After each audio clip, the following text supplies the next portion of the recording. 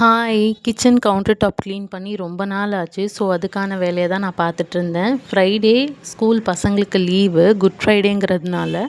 So, சமைக்கிற வேலையெல்லாம் பொறுமையாக பார்த்துக்கலான்னு க்ளீனிங்கில் இறங்கியாச்சு. ஊக்கி ப்ராடக்ட்டை நிறைய பேர் யூஸ் பண்ணி வீடியோவில் பார்த்துருக்கேன். ஸோ, அதுவுமே நான் ட்ரை பண்ணணுன்னு சொல்லிட்டு வாங்கிட்டு வந்திருந்தேன்.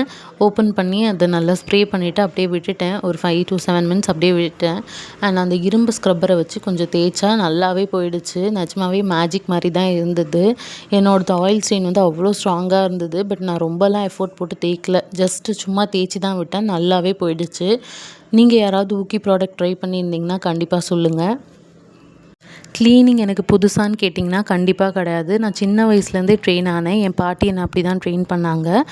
தேர்ஸ்டே ஸ்கூல் விட்டு வரும்போது அவ்வளோ கடுப்பாக இருக்கும். ஏன்னா மறுநாள் ஃப்ரைடேங்கிறதுனால கம்ப்ளீட்டாக வீடு க்ளீன் பண்ணுறது, பூஜை சாமான் தேய்க்கிறது, பொட்டு வைக்கிறது எல்லாமே கம்ப்ளீட்டாக பண்ணணும். இல்லைனா என் பாட்டி என்னை உண்டு இல்லைன்னு பண்ணிவிடுவாங்க. அப்போது எனக்கு அது சுத்தமாக செய்கிறது பிடிக்காது. பட் இப்போ வந்து ரொம்பவே இன்ட்ரெஸ்ட் எடுத்து செஞ்சிட்ருக்கேன். ஸோ, எல்லா க்ரெடிட்டும் என் பாட்டிக்கு தான்.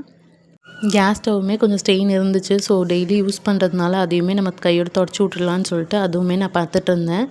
தொடச்சி விட்டுட்டு அந்த ஸ்டாண்ட் அதில் மாட்டினோன்னே அவ்வளோ நிம்மதியாக இருந்துச்சு மனசு. என்ன மாதிரி ஹோம் மேக்கர்ஸ் எப்போது எந்த ஸ்பேஸை க்ளீன் பண்ணாலும் 1க்கு 2 வாட்டி அப்படியே வந்துட்டு நம்ம போய் பார்த்துட்டு வருவோம் அந்த ஸ்பேஸை. பார்க்கும்போது அவ்வளோ சந்தோஷமாக இருக்கும் மனசில். எனக்கு நிஜமாவே அப்படி தான் இருந்துச்சு.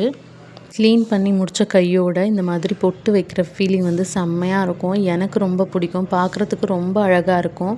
ஸோ, உங்களுக்கு நான் முன்னாடியே சொன்ன மாதிரி பிஃபோர் அண்ட் ஆஃப்டர் ஃபீல் தெரியுதா? க்ளீனிங் கம்ப்ளீட்டாக முடித்தோன்னே அந்த பார்க்குற ஃபீலே தனி தான். ஓகே, நெக்ஸ்ட் வீடியோவில் பார்க்கலாம். பாய்.